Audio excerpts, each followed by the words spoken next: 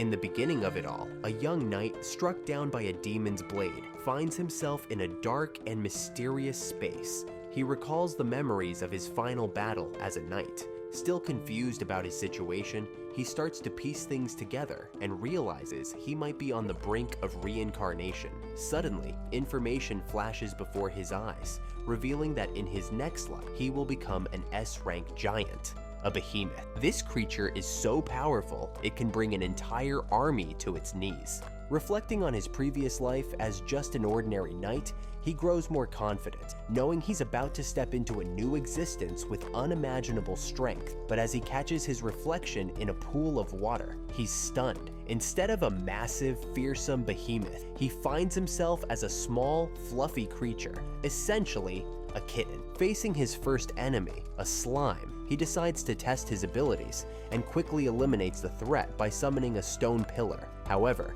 using his skills leaves him feeling ravenous, as he hasn't eaten anything since being reborn. With no better option, he eats the defeated slime and is surprised by how delicious it tastes. Saving some slime remains in his storage for later snacks. He ventures onward, effortlessly defeating other monsters he encounters along the way. That is, until he stumbles upon a treasure chest, an item he never managed to find in his previous life as a knight.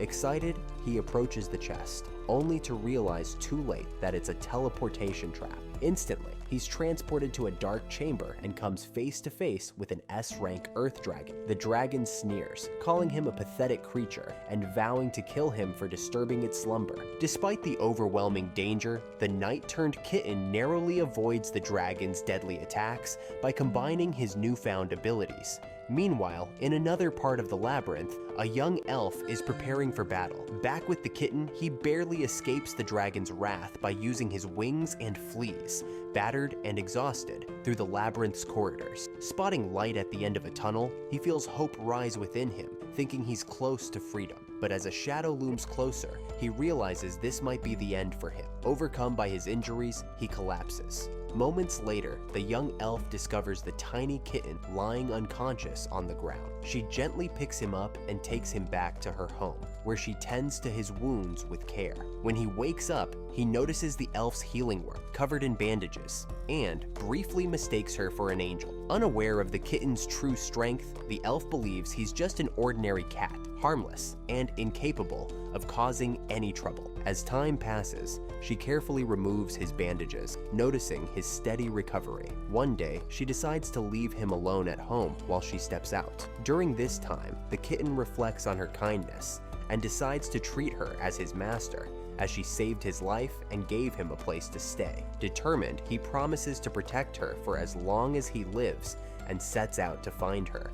Reaching the dungeon where he first appeared, Tama observes Arya from a distance and wonders if she'll be okay. Suddenly, she draws her sword and begins taking down goblins left and right with remarkable skill, showing that despite her delicate demeanor, she's far from defenseless. Watching her speed and precision, Tama is awestruck. He's never seen such impressive swordsmanship. However, he notices her movements becoming restricted due to the weight of her longsword. Out of nowhere, a new goblin appears. Arya, clearly fatigued, admits she's a bit too tired to continue fighting, but refuses to back down. Tama notices that this isn't just any goblin, it's a magic-wielding goblin. When the creature unleashes a fireball, Tama quickly realizes that Arya won't be able to dodge in time. Torn between keeping his strength hidden and protecting her, he rushes forward, shoving her out of the way of the attack. To avoid raising suspicion, he limits himself to clawing at the goblin's eyes rather than revealing his true power. Arya, confused by Tama's intervention, picks him up and takes him back home after defeating the goblin. On the way, Tama finds himself nestled against her chest, feeling an unexpected sense of comfort. Soon after, they arrive at the Adventurers Guild in the bustling commercial district. There, a man recognizes Arya, and noticing how Tama is snuggled in her arms, jokingly remarks that he wishes he could trade places with the cat. As they proceed further, Arya runs into a man named Kazman, who immediately compliments her appearance. Surprised to see her, he mentions he didn't expect her to change her mind about attending his party. However, Arya firmly clarifies that she has no intention of staying for any party. Ignoring her protests, Kasman moves closer, promising to take good care of her. Seeing him invade her personal space, Tama leaps into action, biting Kasman's hand and scratching his face. Furious, Kasman draws his sword to challenge Tama, but before he can act, Arnold, the guild receptionist, steps in and halts Kasman's blade, sternly reminding him that fighting is prohibited on guild grounds. As Kasman meets Arnold's gaze, fear overtakes him, and he flees the scene with his tail between his legs. Arnold then offers Arya assistance should Kasman attempt to harass her again. Observing how Tama fiercely defends her, Arnold remarks that the little cat behaves like a true knight, loyal to his master. Arya smiles and explains that Tama has already saved her twice that day, solidifying her decision to keep him as her pet. She announces that she'll call him Tama from now on, inspired by a very particular part of his anatomy, she adds cheekily.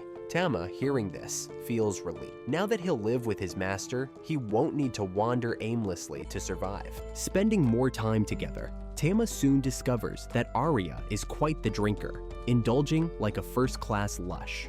Meanwhile, Arya notices Tama's tendency to ignore her commands. Frustrated, she warns him that if he keeps this up, he won't be allowed to join her in the bath. Shocked, Tama adamantly refuses the idea of bathing with a woman, deeming it a disgrace to his knightly honor. However, he ultimately ends up in the bath with her anyway. During their bath, Arya shares a personal story. She recounts how her hometown was ravaged by demons long ago, only to be saved by a legendary heroine known as Alicia, the Holy Sword. Hearing this name, Tama is struck with recognition, recalling that he had heard of this woman in his past life and how truly significant she was. On another day, back at the Knights Guild, Arya is approached by Anna, who warns her that it's not a good day to be there. Before Arya can leave, however, Kasman suddenly appears, announcing that Tama must be put down for scratching his face. To make matters worse, Kasman explains that the order came from a baron, a highly influential figure whose commands must be obeyed without question. Hearing this, Arya refuses to hand over her cat and pleads with Kasman for mercy. Kasman, smirking, proposes a different solution. They can settle the matter with a duel. If Arya wins, Tama will be allowed to stay. But if Kasman wins, Arya must agree to become his wife. Stunned by the absurdity of his terms, Arya pauses briefly before ultimately deciding to accept the challenge. That night, they gather at the arena for the duel, with Anna stepping in as the referee. She reminds both parties to fight fairly and honorably. Kasman, brimming with confidence, generously offers Arya the option of external help during the fight, as he knows he's far stronger than her, making a one-on-one match unfair. Turning to the crowd outside the arena, he calls out, asking if anyone would stand beside Arya in the duel. But his taunt is met with silence, as no one dares challenge the Baron's authority. Just when it seems Arya is alone, Tama steps forward, positioning himself by her side. His determination to protect his master is clear to all. Anna, observing this, acknowledges Tama's bravery and readiness to defend Arya. Kasman, on the other hand, dismisses Tama, claiming he has no objections to the cat fighting alongside her since it won't pose any real challenge. Tama, enraged by Kasman's arrogance and for making his master cry, vows to make him pay.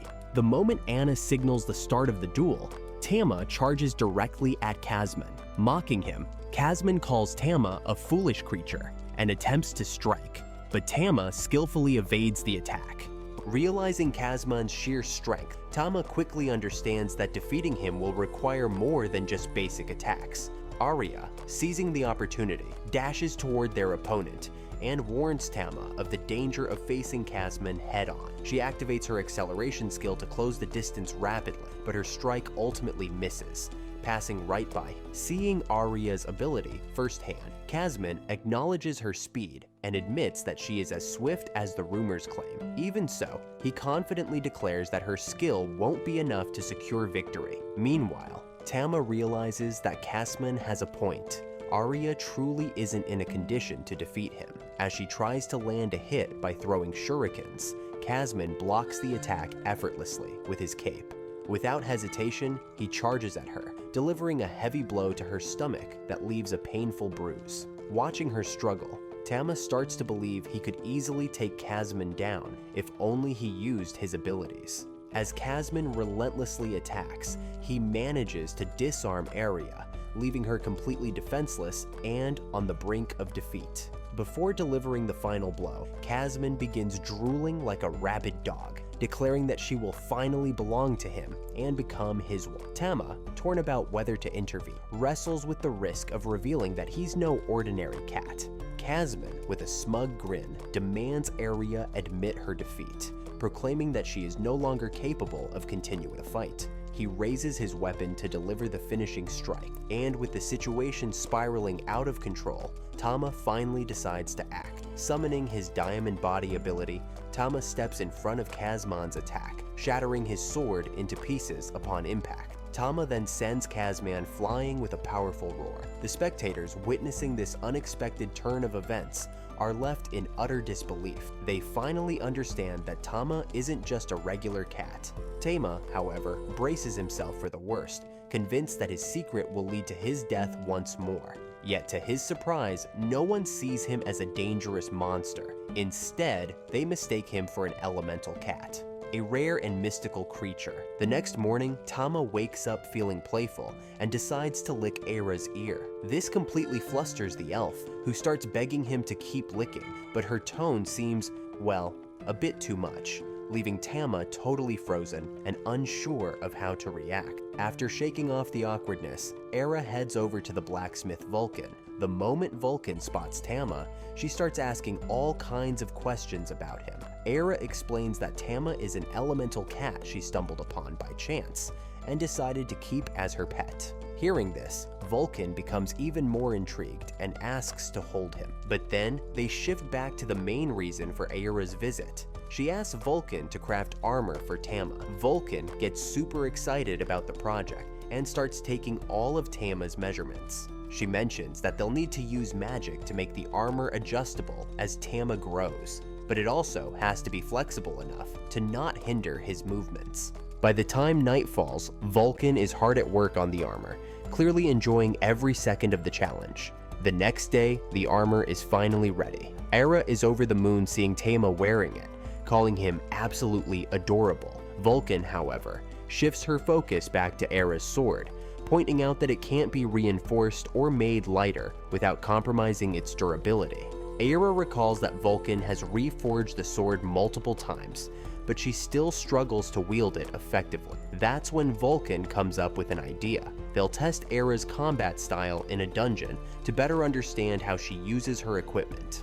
This way, Vulcan can figure out the best way to upgrade the sword. They head to a nearby dungeon, and Vulcan starts wiping out monsters left and right. Watching her in action, Tama realizes Vulcan's reputation as a powerhouse wasn't an exaggeration. In fact, seeing her fight up close leaves him even more impressed. At one point, Vulcan takes down a magic goblin with a single strike. Aira, stunned, asks how she managed to block the goblin's fire attack. Vulcan explains that she simply channeled her blacksmithing skills into her combat techniques, making her strikes far more effective. Tama, observing quietly, thinks to himself that Vulcan seems more like an adventurer than a blacksmith. Their conversation is cut short when a giant orc bursts onto the scene. The creature looks off, with unsettling, drooling behavior and creepy vibes. Vulcan tells Aira it's her turn to handle the fight, but Aira, visibly grossed out, isn't thrilled about going head-to-head with such a nasty opponent.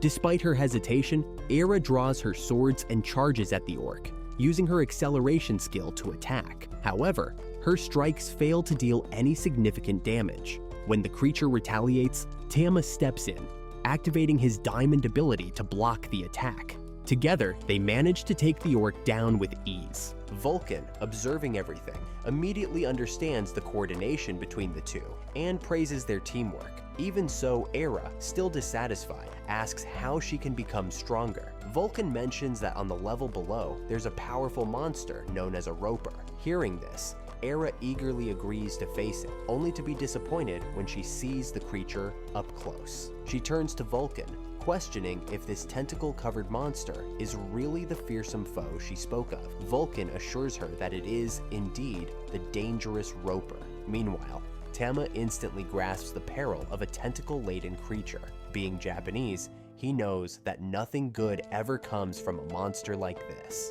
Vulcan advises Era to stay vigilant and avoid being caught by the Roper's tentacles, warning of dire consequences otherwise. Taking the advice to heart, Era launches her attack, dodging the Roper's tentacles with all her focus.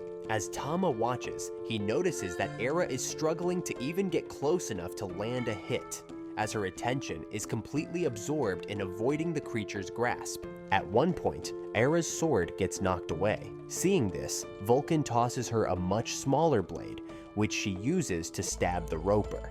With her acceleration skill, she follows up with a flurry of attacks. Mid-fight, Era realizes that the Roper's movements are slowing down, likely due to the repeated strikes. Sensing an opportunity, she slices off its tentacle-like limbs one by one. In response, the Roper releases a suspicious-looking white liquid, which disgusts Era and fuels her frustration. Enraged, she charges at the creature once more, landing a decisive blow with a skillful technique she names Cutting Whirlwind, ending the fight. Meanwhile, Tama sees a chance to steal the Roper's abilities and decides to take a bite of its flesh. However, the moment he tries, he's overwhelmed by how bitter and revolting it tastes.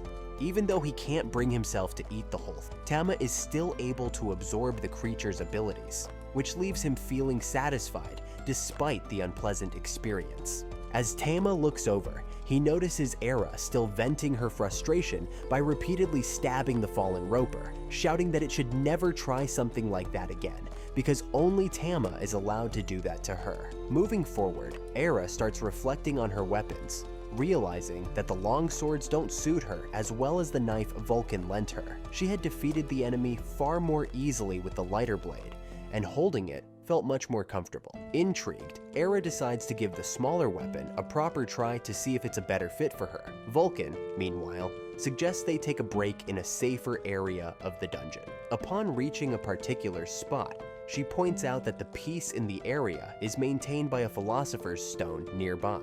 Era stares at the stone, seemingly captivated, until Vulcan calls her over, suggesting they take a bath since Era must feel filthy after the fight with the Roper. As Vulcan begins undressing, Tama quickly averts his gaze to maintain his honor as a knight. However, Ira beckons him to join them in the bath. Left with no other choice, Tama complies. During the bath, Era asks Vulcan about her old party, and Vulcan explains that they eventually disbanded for various reasons. Some members got married, others started families. Though it could be seen as a negative, Vulcan remarks that it's just the way things go with adventuring groups. Vulcan then cautions Era to be careful with Tama, noting that elemental cats can crossbreed with other creatures. Hearing this, Tama recalls that the hybrid option was indeed available among the abilities he absorbed from the Roper. Vulcan also warns Era that she won't be able to control Tama for long. Once he fully matures, it will be impossible to keep him in check, and he might even make advances on her. Instead of being alarmed, Era becomes excited at the prospect of Tama growing up, and remarks that they could meow meow together. Stunned by Ira's bizarre comment, Vulcan is visibly taken aback, admitting she never expected to hear something like that. As they continue deeper into the dungeon, the group encounters a Minotaur. Era and Vulcan attempt to attack, but the enemy skillfully defends itself. During the intense battle, a sudden avalanche of rocks begins falling toward Vulcan. Acting quickly, Tama uses his diamond-coated body to shield her from harm. Impressed and grateful, Vulcan can't help but gush over Tama's heroic action.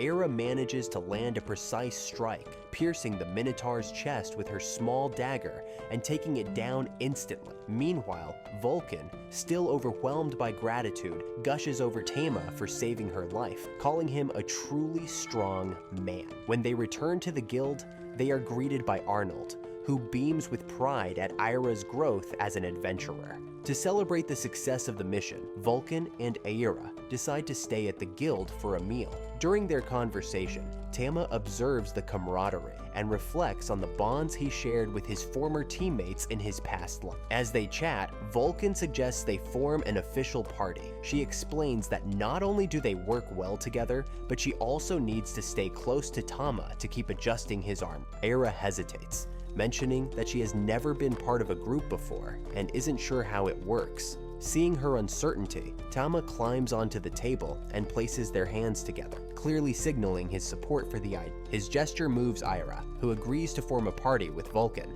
much to the latter's delight. Feeling celebratory, the two decide to indulge in some drinks, reasoning that one night won't hurt. However, they quickly overdo it and end up passed out on a cramped sofa with Tama squished between them. The poor cat tries to wriggle free from the sea of airbags, but finds himself stuck. Resigned, Tama checks his status and discovers that he can now evolve into his second form. As he examines the evolution, Tama notices that his new form would make him much larger and more intimidating. Concerned about being mistaken for a monster and possibly getting expelled from the city, Tama decides to stay in his current form. He knows that remaining small is the only way he can stay by Aira's side, which is something he deeply values. The next morning, Aira takes Tama for a stroll through town. During their walk, they come across a disturbing scene.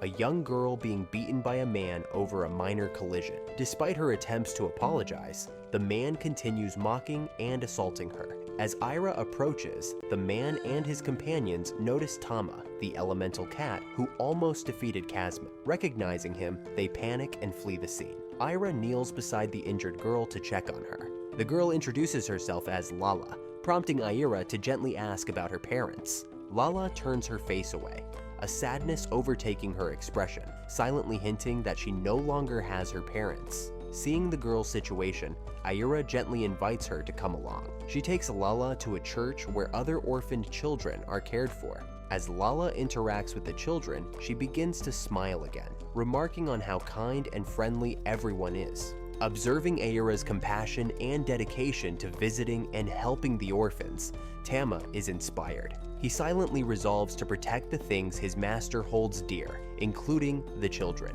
Later, Aira heads to the guild at Arnold's request. Upon arriving, she learns she has been promoted to rank C. Overjoyed, Vulcan embraces her, congratulating her on this new milestone. Aira, however, humbly credits her success to the support and teamwork of her companions. Arnold, hearing this, cuts in, urging her not to downplay her accomplishments. She reminds Aira that her progress is a result of her own determination and hard work. As the conversation continues, Arnold shares alarming news about strange happenings in a neighboring city. Reports suggest that demons have been abducting people of all ages, taking them without a trace. Hearing this, Aira immediately decides to investigate. Having once been a victim of demons herself, she feels a deep hatred for them and a personal drive to stop their actions. She firmly requests Arnold to share every detail about the case. Noticing that Aira plans to face the demon threat on her own, Vulcan can't help but feel worried for her friend. But Aira reminds her that if no one takes action, innocent people will fall victim to the demons. Determined, she knows she must step up. Seeing her resolve, Vulcan decides to stand by her side in this mission. Meanwhile, Anna suggests that the girl should join forces with a night company. Just as she says this, a young man approaches and introduces himself as the leader of one of the city's night companies. The people around immediately recognize him as none other than Cedric, the eldest son of Duke Ruin. When Cedric speaks to Vulcan, it's clear that he recognizes her from somewhere. Aira steps forward to introduce herself, her tone formal and her cheeks noticeably flushed. Cedric, however, waves off her stiffness, telling her to relax since they'll soon be fighting alongside each other. While the group talks, Tama finds himself deep in thought at the mention of Cedric's name. Memories flood back of the fateful day when the Devil's Twilight fell upon the world, sparking a war between humans and demons, a conflict remembered as Ragnarok. Though humanity's victory came at a steep cost, it was ultimately thanks to a young prodigy, the Great Mage, who unleashed a single world-shattering spell to annihilate the demonic threat. That prodigy was none other than Cedric, now standing before them. Returning to the present, Aira asks about the size of Cedric's group, expressing concern that their numbers might be too small to handle an entire demon army. Anna, however, brushes off her worries with a smile, confidently stating that Cedric alone is more than enough. Anna then approaches Cedric and begins to gently stroke his hand, a gesture that doesn't go unnoticed. Era can't help but assume the two are romantically involved. Vulcan quietly confirms her suspicions, adding that despite Cedric telling Anna to tone it down in public, she clearly doesn't listen. The next morning, as soon as Aira wakes up, she picks up Tama and tells him it's time to leave, but her voice carries a hint of worry, and noticing this, Tama tries to comfort her by licking her face. Touched by his gesture, Aira gives him a quick kiss, making his tiny heart race. Tama, however, shakes off the strange thoughts, reminding himself that his sole purpose is to protect his master, nothing more. As they head off toward the big battle, Era meets Danny and 3 other adventurers who will be her companions for this mission. Along the way, she takes a moment to introduce Tama, her elemental cat, to the group. Upon learning about Tama, the adventurers quickly realize that he's a rare and powerful creature. Era hands Tama over to Marietta, who holds him in her arms, though Era can't help but feel a little strange about seeing Tama in someone else's care, even if she appreciates Marietta's excitement. Then, the red-haired girl in the group asks Marietta for a turn to hold Tama, but Marietta refuses, saying she just got her chance. In the middle of this playful bickering, the carriage comes to an abrupt halt. Cedric immediately calls out to Danny, who seems to understand the situation in an instant. Without hesitation, Danny steps out of the carriage and charges toward the monsters blocking their path. With just one devastating strike, Danny wipes out all the enemies in their way. Era, thoroughly impressed, asks him about the skill he used to pull that off. But before Danny can answer, the red-haired girl chimes in, revealing that Danny didn't use any special skills. He took out all the monsters purely with his raw physical strength. Witnessing the power of her new allies, Tama becomes even more eager to fight alongside these incredibly strong adventurers. After finally arriving at their destination, Cedric immediately asks the villagers for more details about the situation. One of the men steps forward and explains that recently, many people have mysteriously gone missing. He mentions that they had sent a team to deal with the demons lurking in the ruins, but that team never returned. To make matters worse, just the night before, another young woman disappeared, likely meeting a grim fate at the hands of the demons. The man declares that Cedric and his group are the last hope for the village. Before heading into battle, the villagers offer the adventurers a meal to prepare them for what lies ahead. While eating, Aira casually asks Ivaksho Arion why they chose to become adventurers. Danny shares that he came from a poor family and decided to become an adventurer to provide a better life for them. Howard says his story is similar. He was forced into this life due to crushing debt. The red-haired girl explains that she took up adventuring to pay for the expensive medicine her sick sister needs. Lastly, Marietta reveals her goal: to free her father from slavery. Hearing everyone's difficult backstories, Era immediately regrets her question and apologizes for asking without thinking. But Danny reassures her, telling her there's no need to feel bad. Cedric, however, takes a lighter tone and explains his reason for becoming an adventurer. It's because he didn't have anything else to do. Since he couldn't love women and was barred from taking over the family name,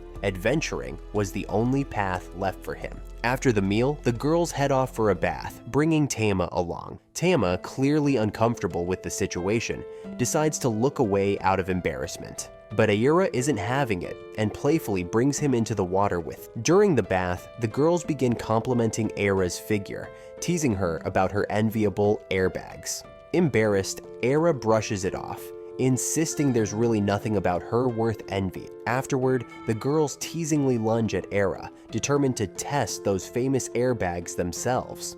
Meanwhile, Danny and Howard are in the nearby men's bath, overhearing the commotion. Curiosity gets the best of them, and they decide to check out what's going on with the girls. But before they can even get close, Tama senses their presence and unleashes a powerful howl, sending the two flying. Startled by the loud noise outside, the girls pause, wondering what's happening. Once everyone is done with their bath, the group heads toward the ruins where the demons are said to be lurking. Little do they know, a demon is already observing their approach through a crystal ball. As they tread deeper into the ruins, they encounter ferocious werewolves lying in wait, ready to strike. Howard takes the lead, using a provocation technique to lure the monsters toward him. With the werewolves distracted, the other adventurers seize the opportunity to launch their attacks. Meanwhile, Era notices the rest of the team carrying the fight on their own, so she decides to jump in and help. Tama, on the other hand, steps up with an impressive display of power. He targets one of the werewolves with a water-infused howl, blasting a hole straight through its body. Without missing a beat, he uses the same ability to finish off the remaining werewolves. Era and the others are left in awe.